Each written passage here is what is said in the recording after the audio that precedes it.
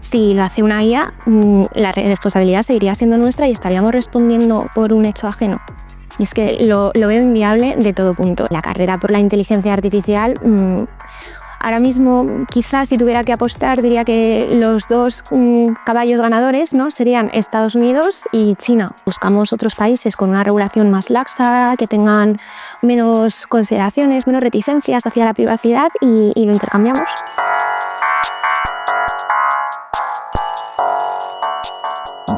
Muy buenas, bienvenidos a nuestro canal Casero & Friends. Hoy descolgamos el teléfono rojo para recibir a Ana Gómez Adeba, registradora de la propiedad, mercantil y bienes muebles, que viene a visitarnos desde Zaragoza. Bueno, vives en Zaragoza, pero estás trabajando en un registro lao. Y aparte de registradora, también toca el tema de geopolítica y hablaremos con ella del registro, de la geopolítica y de cómo está impactando en el día de hoy la inteligencia artificial en general. Ana, muy buenas, muchas gracias por venir. Buenas tardes. La verdad que te agradezco mucho que hayas hecho el esfuerzo de venir hasta aquí a grabar con nosotros. Es un placer para nosotros tenernos aquí y tenerte aquí en el canal. Y primero, si quieres, preséntate para que te conozca la gente y que les cuentes un poquito a qué te dedicas. Muchas gracias a ti por la invitación y por la iniciativa. Enhorabuena, porque es un placer estar aquí en el podcast. Pues yo soy registradora de la propiedad, mercantil y de bienes muebles. Estudié un doble grado de Derecho y Relaciones Internacionales. Siempre tuve bastante claro que quería estudiar Derecho. Es verdad que tenía como una concepción bastante idealizada de las películas y de las series americanas. Pues yo quería ser la abogada que salvara el mundo, que estuviera ahí donde había una injusticia. Y esto se fue manteniendo a lo largo de la carrera hasta que inicié las prácticas de grado y ya entré a trabajar en un despacho, que no sé si se puede decir el nombre, pero bueno, un despacho muy conocido de Madrid. Y me bastó un mes de prácticas con ellos para saber que lo mío era opositar, así que empecé la oposición a registros. La verdad que tuve suerte, aprobé muy rápido y desde entonces empecé en Cangas de Onís. Ahora estoy en un registro pequeño en Níjar, en Teruel, y colaboro también con la vocalía de Asuntos Europeos del Colegio de Registradores, que la verdad que me ofrece la oportunidad de tener una dimensión internacional, de colaborar con instituciones pues, como el Instituto Legal Europeo, distintas asociaciones de registradores de la propiedad y mercantiles europeos, Naciones Unidas, también tocamos algún proyecto del derecho a la vivienda, derecho a la propiedad, muy interesante. Y aparte, sí, bueno, como has dicho, aparte del grado en Relaciones Internacionales, tengo un máster en Análisis de Inteligencia con especialización en Seguridad y Defensa. Y colaboro, pero a un nivel freelance, nada, no estoy experta ni muchísimo menos con el Instituto Español de Estudios Estratégicos o con publicaciones como Global Strategy, Political Room, y más o menos esa sería mi presentación. Que ya está bien, buena presentación. Si te parece, vamos a estructurar, aunque sea una charla que vaya fluyendo y hablemos de lo que vaya surgiendo. Estructuraremos la entrevista. Primero hablaremos de lo que es el registro, tu especialidad. Luego hablaremos un poquito del máster que has hecho y que nos puedes contar de la nueva dimensión de la geopolítica, que además estamos en un momento apasionante para lo que nos gusta la geopolítica. Y luego hablaremos, si nos da tiempo, un poquito de cómo la inteligencia artificial está afectando todos los aspectos de la vida. Entonces, centrándonos en lo que es el registro, que es tu ocupación habitual y tu profesión, ¿en qué sectores o cómo está impactando la inteligencia artificial en el día a día del registro? Vale, bueno, pues a ver, a raíz de la Ley 11 de 2023 se ha producido la digitalización de los registros. Ya tenemos un registro completamente electrónico. Si en un primer momento los asientos se tomaban a mano, después se pasó a máquina y ahora ya está completamente informatizado. Pero por lo demás, la seguridad jurídica sigue siendo la misma, los principios de derecho registral, los principios hipotecarios no se han alterado, así que el funcionamiento al final se trata de que sea más ágil, más transparente y de que pues, prestemos un mejor servicio al ciudadano. Tenemos ahora una sede electrónica, que diría que es como una oficina virtual, del mismo modo que hay carpetas personales, ¿no? Con otras administraciones, pues sería el equivalente a las carpetas registrales. Te permite un seguimiento en tiempo real de cómo está el estado de tu petición o de la gestión que esté realizando en el registro. Y también permite la posibilidad de solicitar una videoconferencia con el registrador, que es una novedad. Es verdad que convive con la atención presencial, que a mí me parece algo positivo. Sobre todo en mi caso, que estoy en un registro en La Estaña Vaciada, pues la verdad que la atención la presencial es lo principal y lo que más se valora. Y no he tenido ninguna videoconferencia hasta el momento con la población de mi distrito hipotecario. y pues seguimos trabajando con la seguridad electrónica, intentamos formarnos en ciberseguridad todo lo que podemos. Los registros de España hemos obtenido la certificación del Esquema Nacional de Seguridad del Centro Criptológico Nacional y a intentar seguirlo lo mejor posible. Y en relación a mi día a día, pues si quieres te cuento un poco el funcionamiento habitual del registro y vamos viendo cómo podría aplicarse la inteligencia artificial en cada fase. Bueno, pues el registro en derecho registral rige el principio de rogación, es decir, que yo como registradora, por regla general, no puedo proceder de oficio a la práctica de ningún asiento, sino que necesito una solicitud de parte.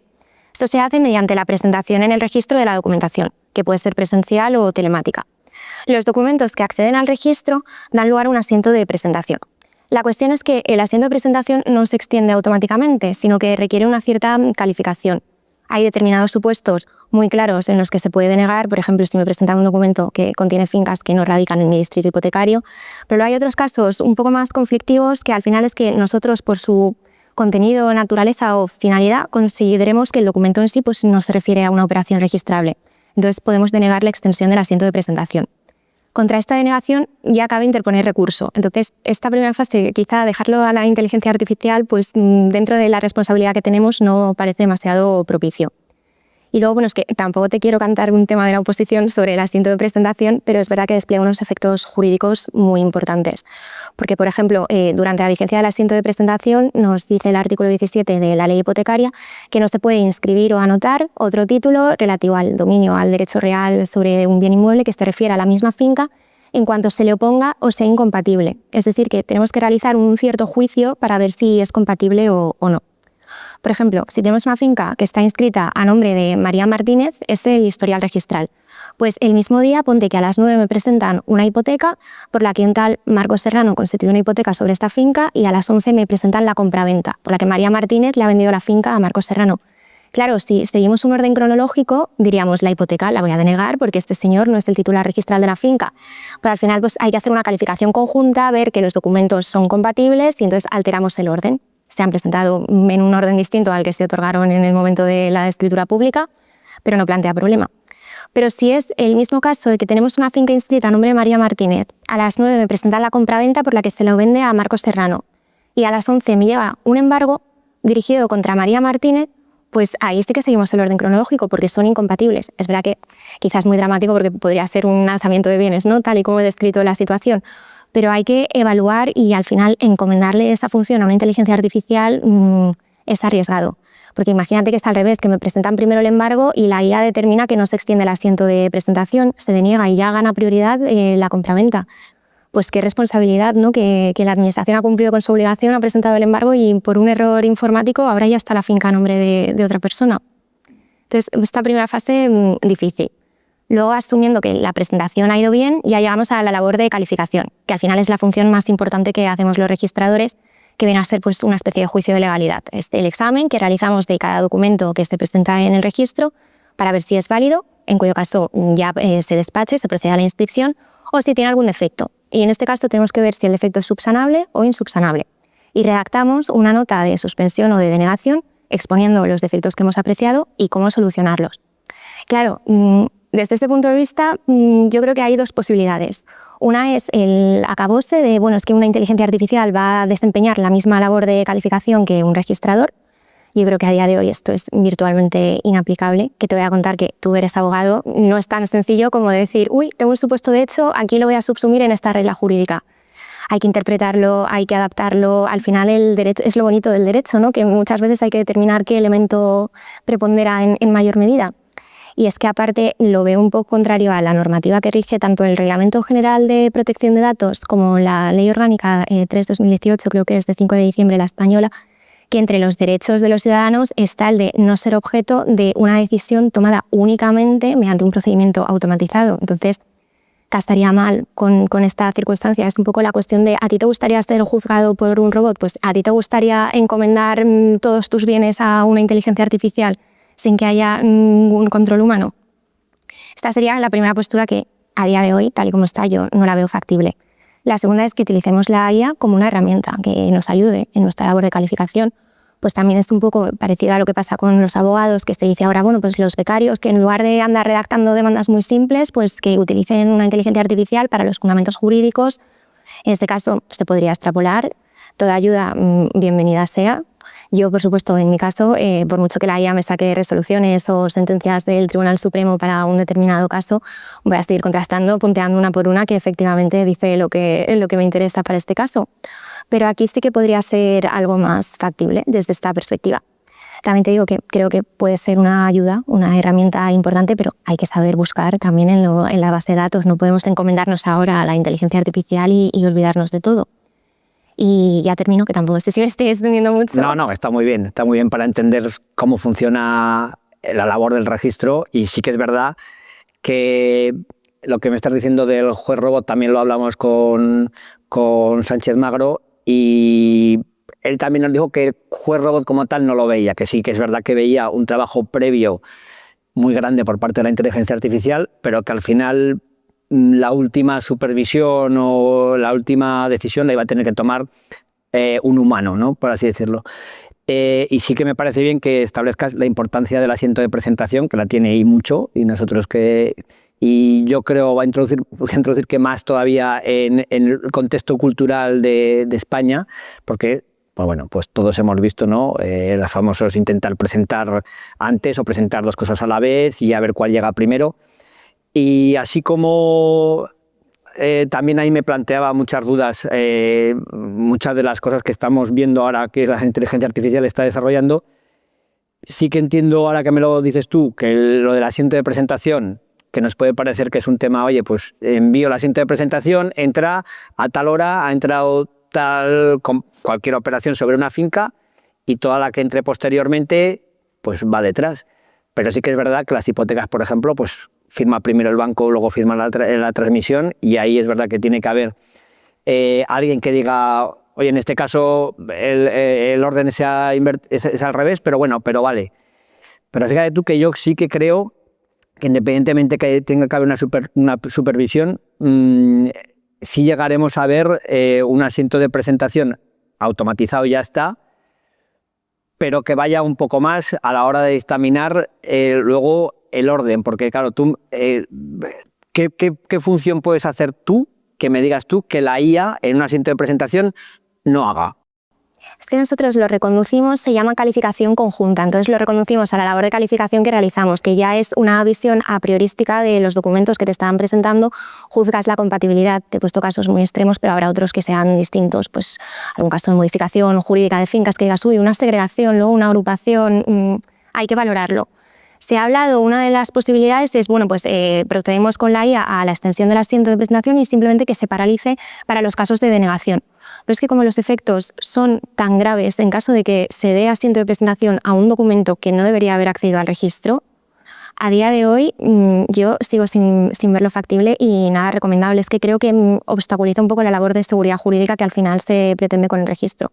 Digamos que es como el primer filtro a la hora de determinar simplemente si accede al registro, porque el hecho de que acceda al registro luego puede tener defectos y se puede paralizar en cualquier momento del procedimiento. Y por eso hablamos de calificación conjunta, porque es un poco una extensión de la función de calificación que realizamos de normal.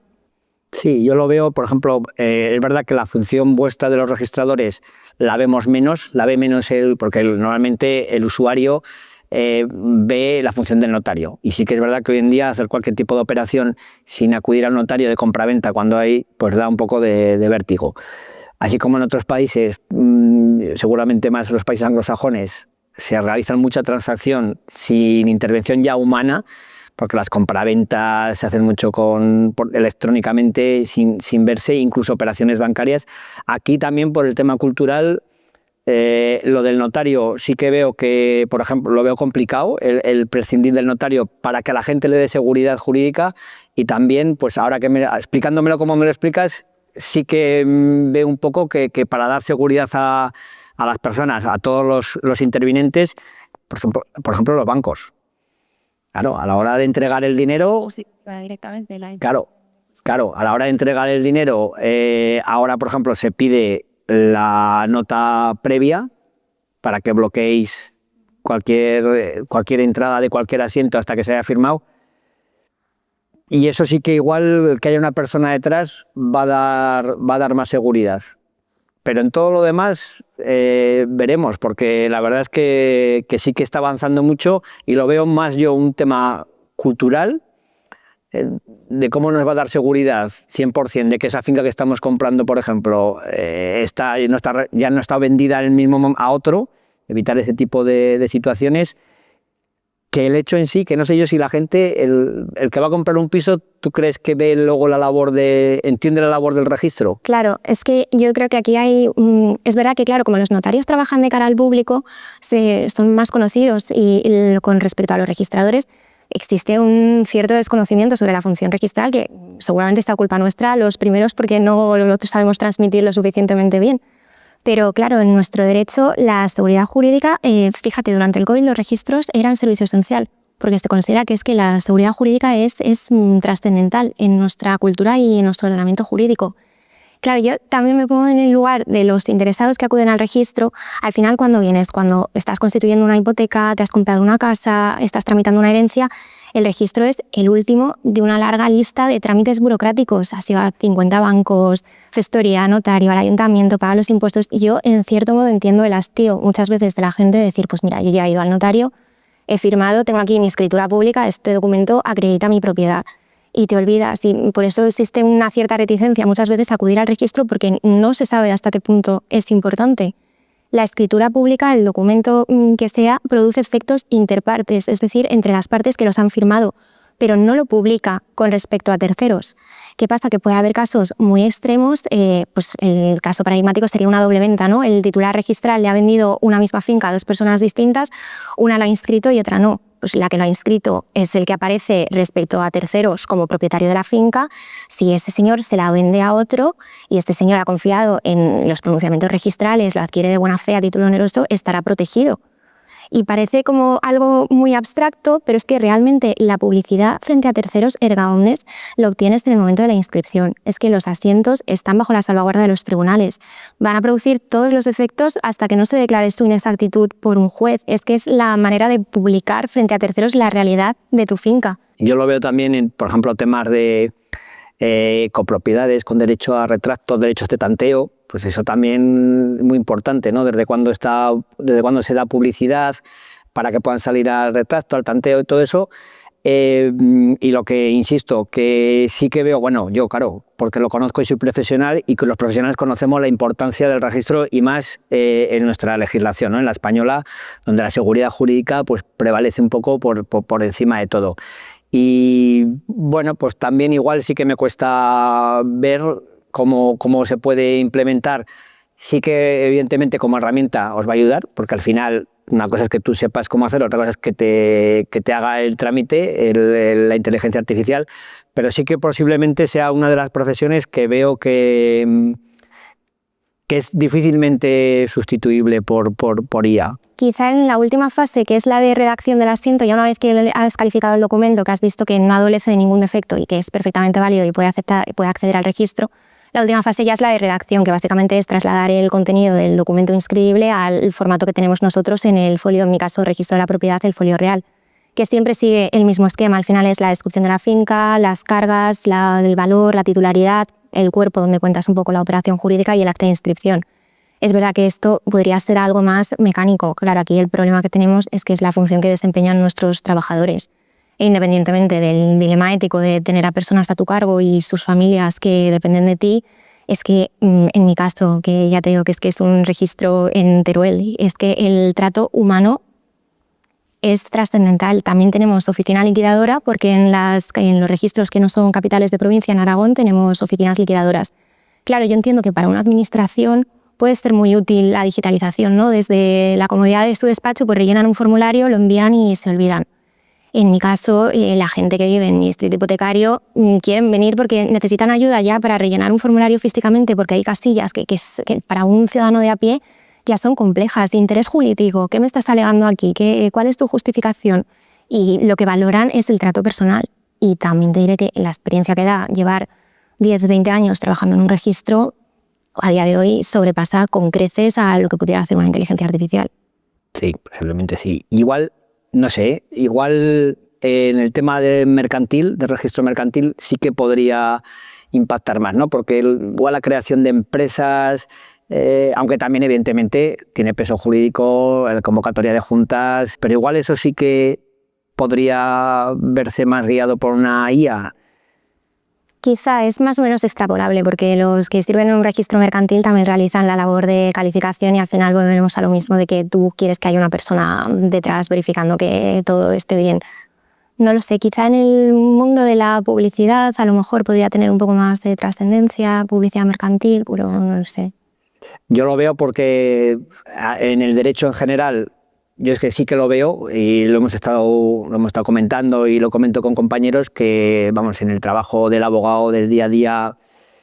Pero claro, en el trabajo del abogado del día a día sí que es verdad que tenemos la responsabilidad civil por nuestros actos, pero no tenemos la responsabilidad igual que tenéis vosotros, porque claro, en el caso de que una inteligencia artificial fuese la que se decidiese si un asiento de presentación entra primero o después, trataríamos el tema de la responsabilidad, ¿no? Que siempre lo que nos aboca esto al final es que llegamos a la responsabilidad. ¿Quién es responsable de que eso no se haya escrito si ha sido una inteligencia artificial que ha dicho que no? Entonces, porque vosotros ahí sí que sois responsables de vuestros actos. Sí, claro. Nosotros tenemos responsabilidad por la denegación o la extensión del asiento de presentación, por supuesto por la calificación. Si es negativa, se va a traducir en una nota de suspensión o de denegación y tiene que estar argumentada, ser completa, suficiente, justificando debidamente por qué no ha accedido al registro o qué puedes hacer para solucionar el problema. Y contra eso cabe recurso gubernativo ante nuestra Dirección General o ante los tribunales directamente. Si lo hace una IA, la responsabilidad seguiría siendo nuestra y estaríamos respondiendo por un hecho ajeno. Y es que lo veo inviable de todo punto. Es que incluso, aunque dijeras, bueno, pongo a la IA a redactar unas notas muy básicas y luego las compruebo, a mí personalmente me supondría más trabajo. Porque si la IA ha determinado que se puede inscribir, me voy a revisar el documento igual desde el principio. Y si se ha equivocado y ha determinado que no, o has visto solamente un defecto, para hacerlo bien, yo no tendría que mirar la nota de la IA en ningún momento, porque si me ha dicho hay un defecto con los arrendamientos, pues quieras que no, ya estoy condicionada a la hora de mirar el documento y me estaré centrando en eso y a lo mejor paso por alto otra cuestión. Entonces tendría que coger el documento, un folio en blanco, ponerme yo a identificar mis defectos, luego compararlo con lo que haya redactado la inteligencia artificial. Si tiene algún error, tendré que enseñarla, porque si no, ¿de qué me vale? Al final habrá que trabajar con la inteligencia artificial y aquí, claro, también entramos en otro problema de ¿nos corresponde a nosotros entrenar a la inteligencia artificial? ¿Le vamos a suministrar los datos para que aprenda? Porque sí, bueno, están bajo nuestra garantía. Ya les estamos suministrando muchos, ¿no? Y por eso las alucinaciones que decimos que hace la inteligencia artificial, yo creo que lo hace de tanto dato que se le está suministrando sin control.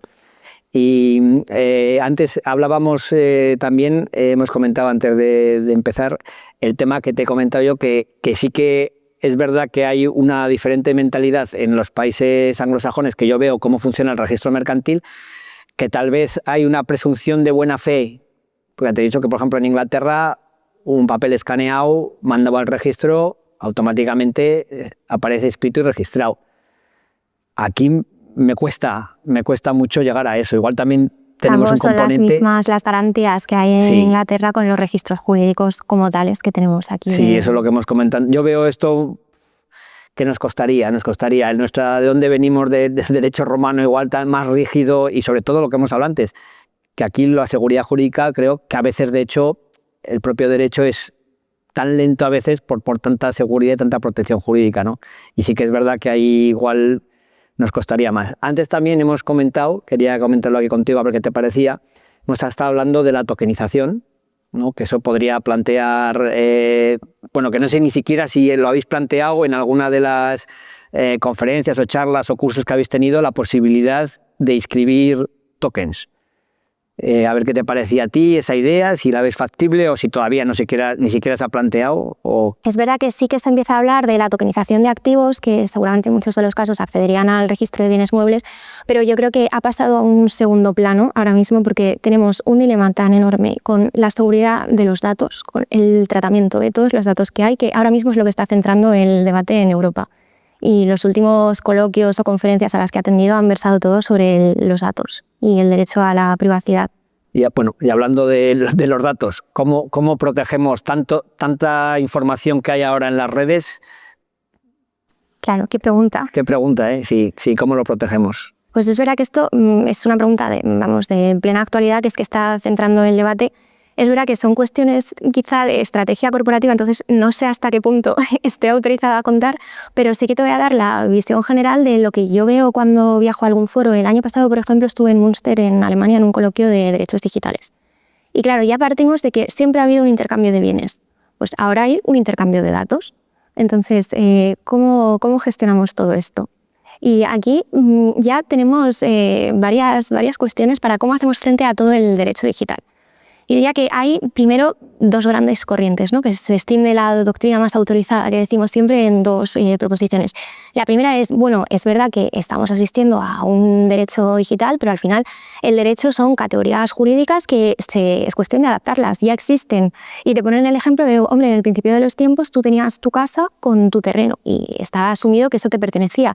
Luego llegaron los postes de la luz y los cables de tendido eléctrico. Luego los aviones, ahora diríamos, llegan los drones, o al revés, en el subsuelo se descubrió petróleo. Pues es verdad que partiendo de que te pertenecía al suelo, ya lo extendías al vuelo y al subsuelo y no era algo que estuviera previsto. Y luego tenemos otra teoría que es de, no, es que el derecho digital, esto es una nueva era, estamos asistiendo a un cambio de paradigma y hay que crear un derecho ad hoc para regularlo. Pues es que ya ni siquiera existe unanimidad con respecto a esto. Si admitimos que podemos recurrir a categorías jurídicas ya existentes, ¿con qué lo regimos? Derecho contractual, derecho a la competencia, una analogía con propiedad intelectual, industrial. Y en todo este debate se enmarca el derecho a la privacidad y la protección de los datos.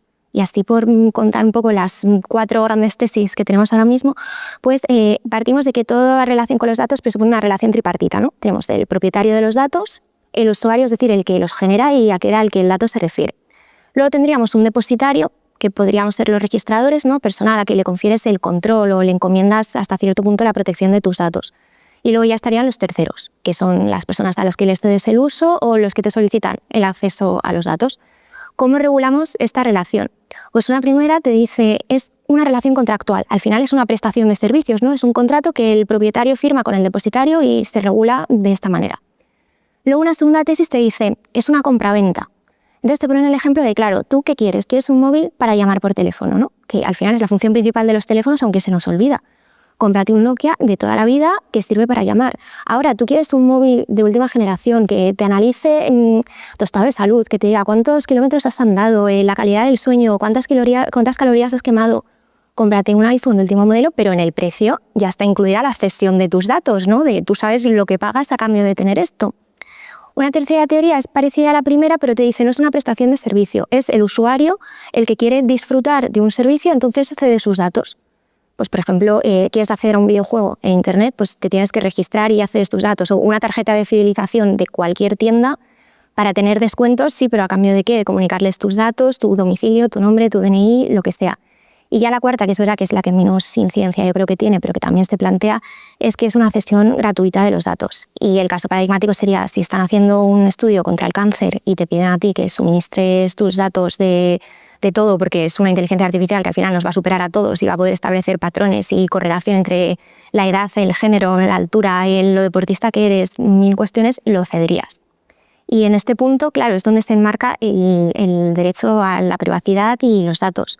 ¿Distinguimos datos personales de los datos no personales? ¿Anonimizamos los primeros? Pues esto se está planteando bastante, pero aún así, ¿a ti te gustaría que se cedieran tus datos anonimizados? ¿Y cómo los anonimizamos? ¿Se lo pasamos a un software para que lo anonimice? Porque es que entonces al final es la pescadilla que se muerde la cola. Y no sé, problemas, pues cuestiones de interés legítimo, que es lo que sí que vemos desde la perspectiva de los registros, porque al final también desempeñamos una función de publicidad, ¿no? Damos publicidad y seguridad jurídica sobre situaciones inmobiliarias, sobre los derechos inscritos o anotados o sobre titularidades. Y calificamos el interés legítimo. Tú tienes tu finca inscrita y tienes la garantía de que la persona que obtenga información sobre ella esté justificado. Entonces, ¿qué es el titular registral? Sin ningún tipo de problema. ¿Que no es el titular registral pero coinciden los apellidos? Pues diríamos, bueno, es el hijo, es el hermano, está justificado. Despacho de abogados, en general, sin ningún problema. Algo estarán haciendo, estarán tramitando la herencia, lo que sea. Ya te llega una solicitud de un periodista y ya te surgen las dudas, porque ya dices, ¿es interés legítimo?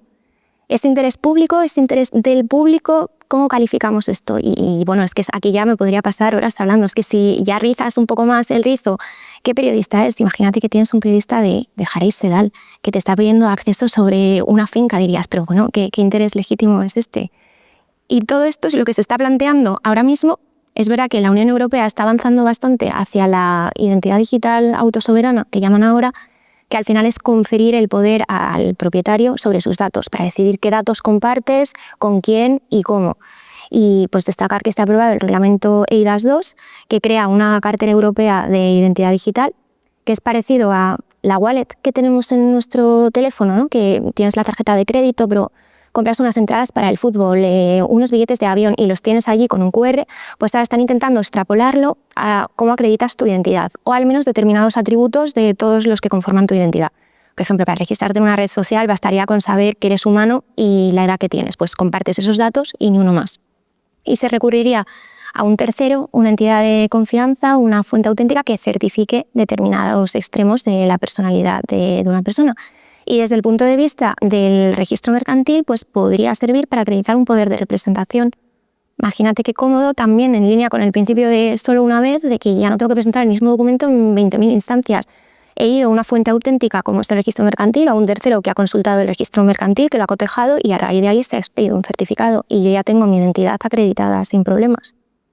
Sí, yo creo que también, claro, vivimos en un mundo que nos hemos acomodado tanto, que nos gusta todo tan rápido y tan cómodo, que bueno, pues muchas veces estamos sacrificando la privacidad, ¿no? Porque evidentemente lo que dices tú, pues yo al final, por ejemplo, Inglaterra ya ha creado a través de una operadora del propio gobierno un sistema de identificación con la cara de Face, y entonces para abrir cuentas bancarias, para hacer cualquier tema de presentación de cuentas, etcétera, la misma aplicación, claro, ¿qué conlleva eso? Pues no lo sabemos, es que realmente no sabemos lo que están haciendo, si con el teléfono y la cara ya estás autorizando poderes, aperturas de cuenta, presentación.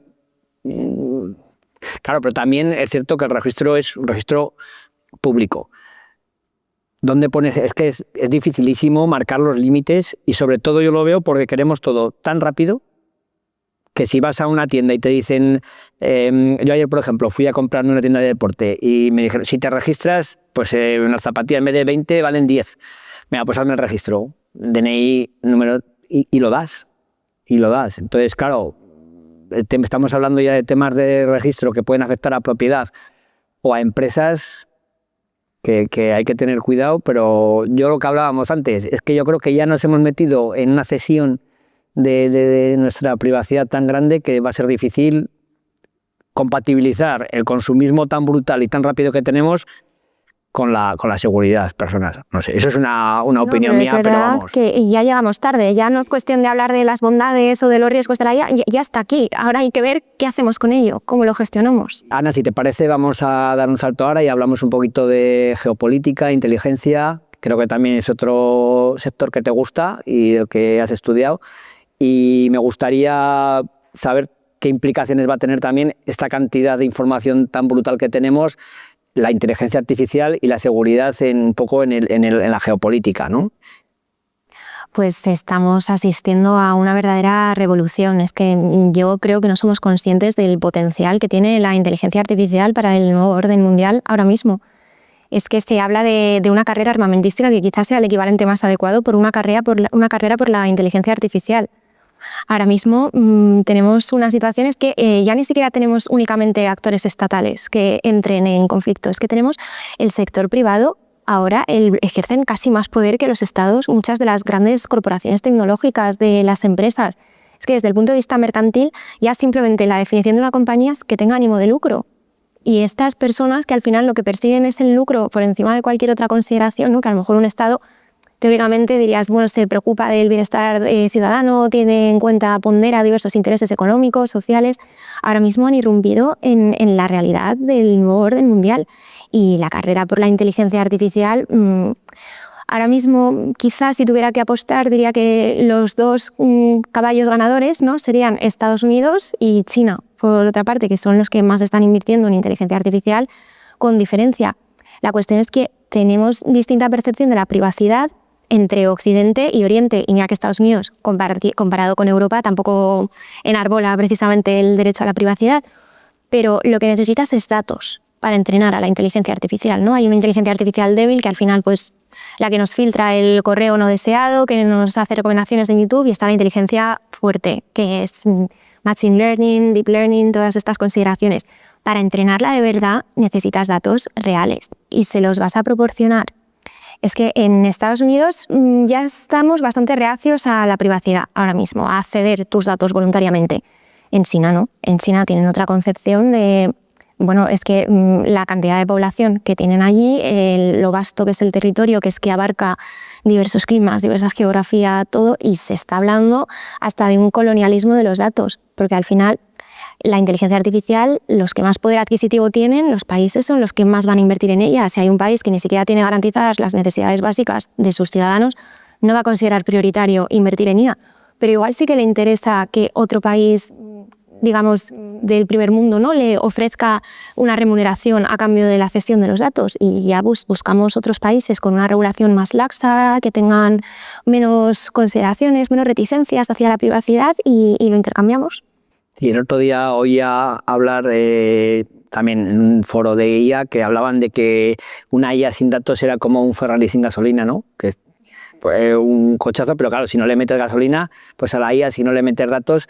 Y sí que es verdad que lo que pasa es que yo creo que no se llega a entender la potencia que tienen los datos metidos en la inteligencia artificial, combinados, y lo que dices tú, que no somos conscientes de que digas, bueno, pues lo que hasta ahora vemos igual más físicamente con los materiales, con la energía, con el petróleo, pues lo que viene en el futuro es eso, captar datos, y lo que dices, oye, me voy a un país que necesite y que me cedan todos los datos, que además no van a preguntar si se lo ceden o no, y vamos ahí. Entonces eso sí que es verdad que en materia de defensa y yo creo que, bueno, si ya ahora mismo estamos un poquito, ¿no?, con Estados Unidos, Rusia y China como grandes potencias por potencia militar, con el tema de la inteligencia artificial ya es que el control puede ser total. Y es verdad que yo no soy una experta en inteligencia artificial, pero hasta donde alcanza mi comprensión, los semiconductores, los chips, desempeñan un papel fundamental en el desarrollo de esta tecnología. Taiwán, aquí tenemos el problema de Taiwán, es el país por excelencia productor de los semiconductores.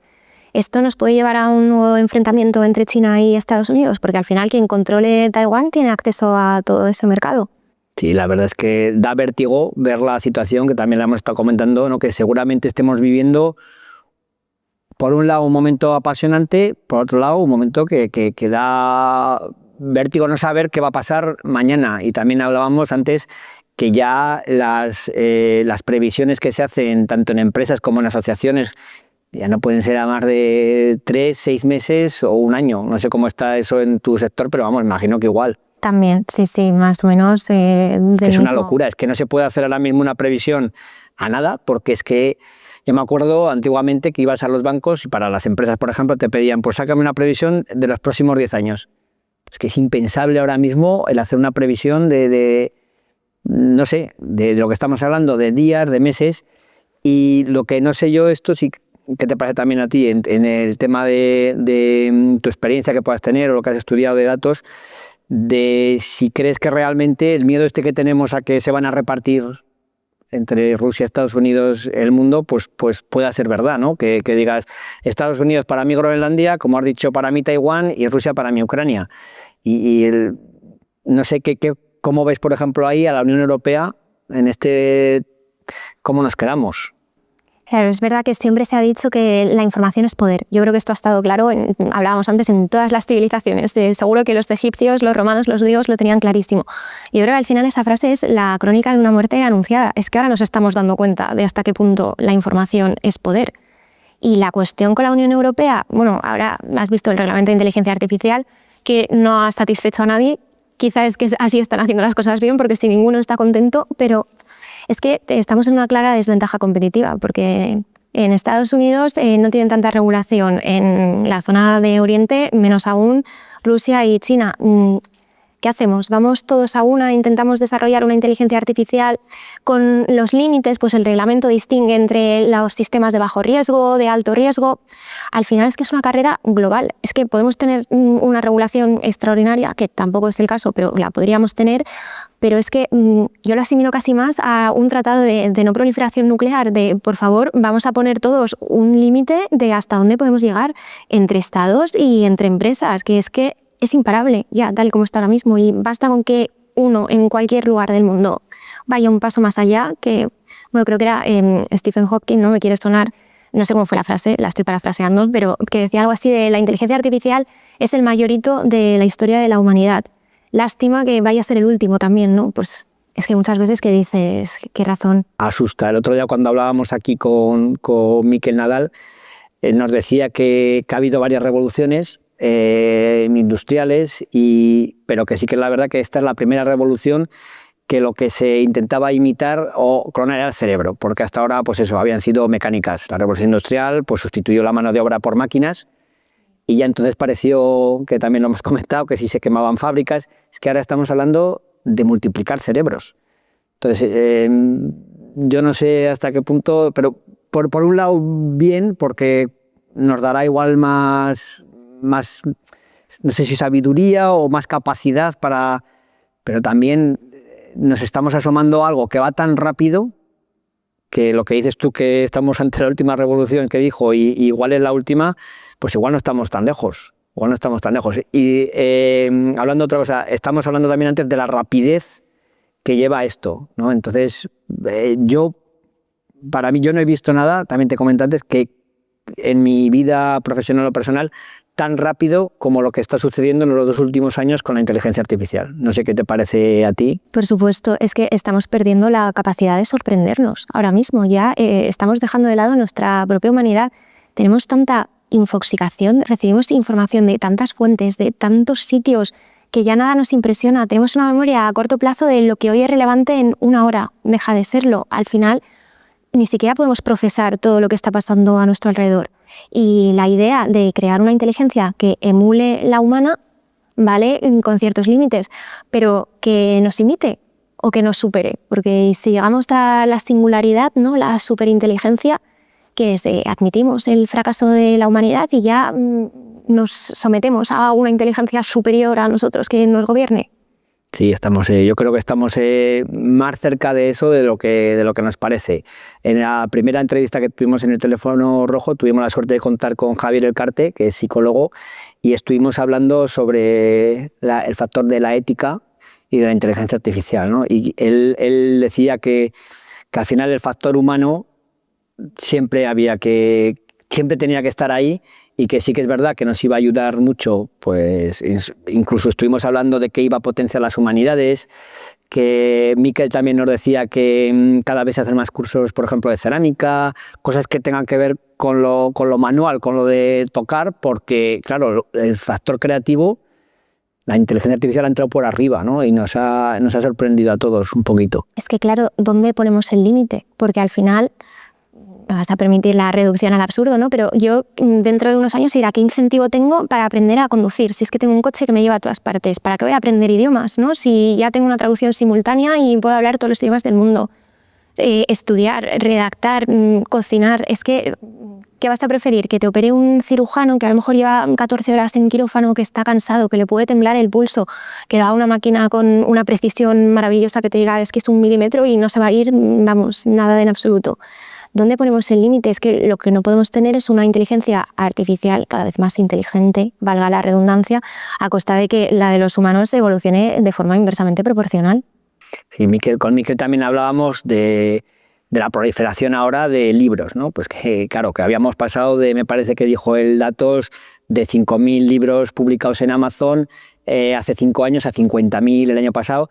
Entonces él decía que, bueno, que lo que habrá que hacer es leer un libro por el disfrute de leer, no por aprender, porque claro, aprender va a llegar un punto que vamos a decir, ¿para qué me quiero saber todo este libro que son 1.500 páginas hablando del derecho del retracto? Si se lo voy a preguntar a la inteligencia artificial y me lo va a dar al 100% seguro. Entonces él hablaba del disfrute, leeremos por disfrutar, veremos algo por el disfrute, porque yo le decía que veo a los jóvenes que no entienden o no tienen la percepción del saber cosas por saber, que por ejemplo nosotros lo pudimos tener, ¿no? Entonces él decía pues que no es que sea mejor ni peor, sino que vamos a cambiar igual todas las bases que teníamos, pero yo sí que creo que va a ser un cambio total, que sí que es verdad que hay que regularlo, que sí que es verdad que hay profesiones, como por ejemplo hemos estado hablando la de registradora, que será complicado el que todo lo haga, pero que es que está superando ya más que el tema profesional y que está yendo totalmente al tema personal. Y bueno, ya para ir terminando sí que quiero que des una reflexión un poco positiva, ¿no? Porque estamos hablando aquí igual alarmando a la gente, que es verdad que hay que ser conscientes de lo que viene, pero sí que tú una visión que tengas pues positiva de que la gente, sobre todo yo creo que se forme, ¿no? Porque también creo que deberíamos empezar a formar desde las escuelas ya y en todos los ámbitos a la gente con inteligencia artificial. Lo más importante, formación, porque es que lo necesitamos, pero a cualquier edad. De verdad, es que este ya es el mundo en el que vivimos y necesitamos conocerlo desde dentro. Mucha labor de autoprotección en Internet, sobre todo en redes sociales. Los menores, por favor, que se centren, que estén formados, que sepan los riesgos a los que se exponen. Pero es verdad que también tiene potencial positivo, ¿no? Es que no es distopía o utopía. Al final pues habrá aplicaciones buenas, sobre todo yo creo que en el campo de la medicina, de la salud, es que va a ser revolucionario de todo lo que podemos avanzar y lo que podemos mejorar gracias a la inteligencia artificial.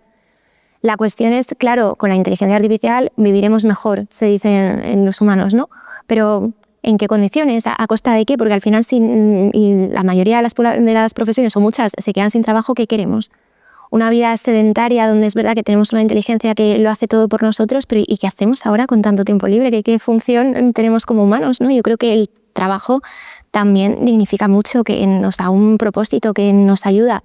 Entonces, inteligencia artificial como herramienta sí, pero mucho cuidado con el potencial que pueda tener. Pues muchas gracias, Ana, por haber compartido con nosotros tus conocimientos.